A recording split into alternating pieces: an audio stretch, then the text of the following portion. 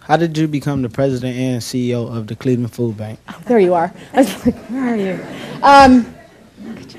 Gosh, dumb luck. Actually, the guy who hired me is sitting right here, so maybe I ought to let him come up.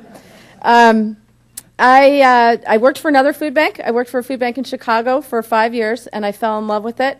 And I fell in love with it for the reasons I think I just mentioned, in that it's so efficient, it's so effective. The problem is so severe, and yet the answers are so good. And so I moved to Cleveland, and there happened to be a job opening, and I lucked out. I think that sometimes you don't know what's going to come at you, but this is what came at me, and I think it was meant to be, and I am literally every day grateful for the opportunity to go to work in the morning. There's one phrase I haven't heard, and I'm wondering, is there any connection with the Meals on Wheels? That's a great question. Short answer is no. One of the reasons is the way the Meals on Wheels programs in our area operate. Generally speaking, there can't be any kind of even suggested fee to the recipient of the food, and that's simply a rule of our national organization. I mentioned the individual meals that we're distributing every day, or that we're working with the Golden Age Centers, and they distribute them every day. So they get a meal, and then it'll have fruit and a roll and salt and milk in a bag with it. So that is providing meals to seniors. I'd love to actually work on how we might get around trying to get to seniors through Meals on Wheels programs, which will proliferate, which have to proliferate to the point made earlier in the next years. Good afternoon, Ann. Again, thank you for sharing a lot of those sobering statistics and numbers with us, because I think that resounds across this room and across the communities of when we go to work and we work towards some of these and we volunteer time and hours and money and food, that we know what it's going towards. So again, thank you for that this afternoon. Question I have for you, based on what you're seeing today and what you forecast to see in the next 6 to 12 months, what is the single largest challenge facing your organization and the affiliated organizations that you work with? Well, it sound a little redundant. It does come down to logistics. And as we deal with an aging volunteer population, we have to find out ways to replace those folks, or ways to make the system easier to use, to make food easier to access. We know the problem's growing. We know that we haven't seen the limit, because many of the people who've just recently gotten unemployed, their unemployment benefits haven't even run out. So the need for food is not going away. And what it's about is reach. I mentioned these backpack programs that we have, where we're going, an hour and a half down the road to distribute enough backpacks for 100 kids a week. It's certainly well worth it, but how can we get into those areas that are difficult to reach? And that costs money, and it requires a lot of ingenuity, and I think that creativity has to be our mantra. We have to continue to think outside of the box all the time.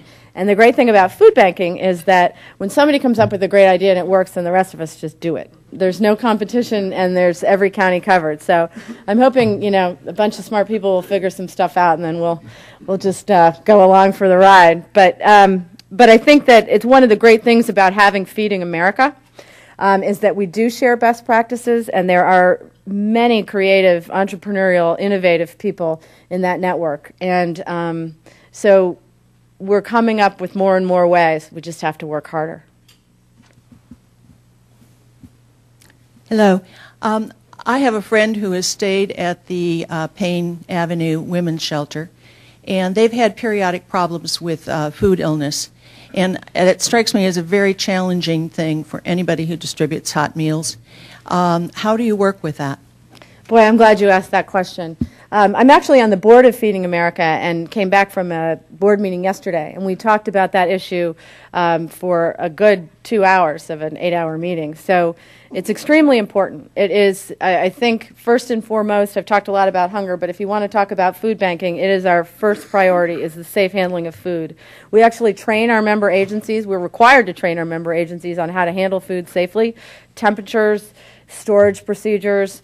We actually visit our members' agencies annually to see if they are handling food properly. We have to be positioned for a recall. I don't know whether people remember the peanut butter thing last year.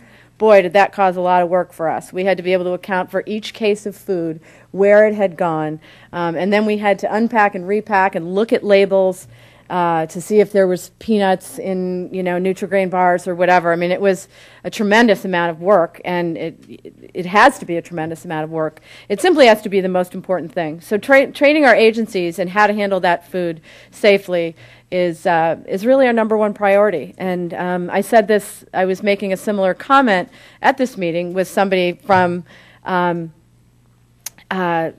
Soup. And I always use this example. If somebody gets sick on a can of Campbell Soup that was distributed through the Cleveland Food Bank to a member agency, there are wonderful laws that will protect them, but they will not, Campbell's will not like the press that goes along with it, and they will stop donating to our food bank and to every other food bank. And I get it, so we are locked into our commitment of safe food handling. As part of a service organization at the Cleveland School of Science and Medicine, how can we best help you?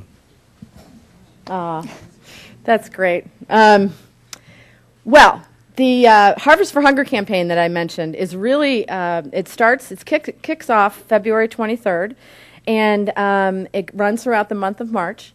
And a lot of schools and companies have food drives.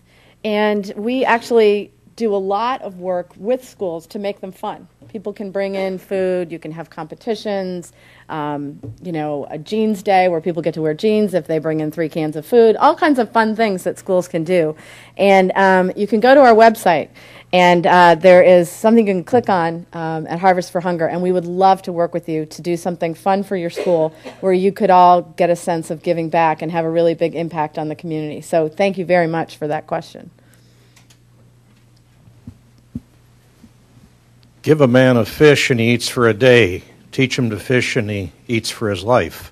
You alluded in your prepared remarks to the fact that many people who will come to your agencies are not aware of what benefits they may qualify for. Mm-hmm.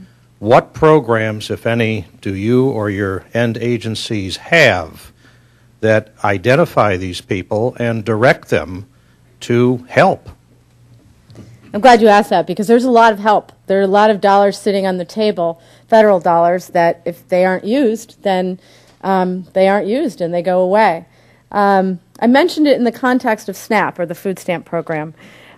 This Ohio Benefits Bank software is a web-based software where I can sit down with you for 15 minutes, ask you several questions, and then spit out information about what you may or may not be eligible for. I can actually submit the food stamp application online.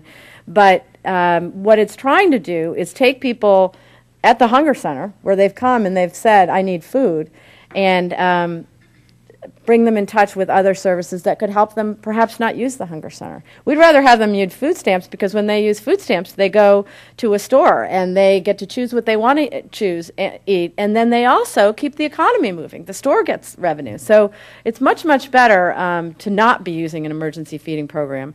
So what we do is not just do that, but we've trained people to do that. So we're trying to train people out in the community to use that software so that when a client comes to their agency, they can sit down with them. We've also done it at libraries, grocery stores, lots of different places where we can try to reach people that may not have any idea that they're eligible for benefits.